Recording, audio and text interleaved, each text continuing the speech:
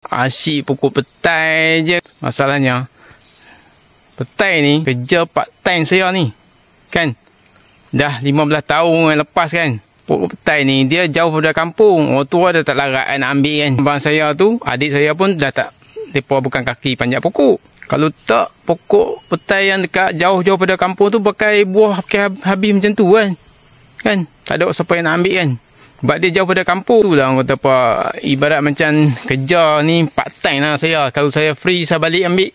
Tengok buah ada, saya ambil. Kalau tak ada lah. Kalau tak ada rezeki tu kan.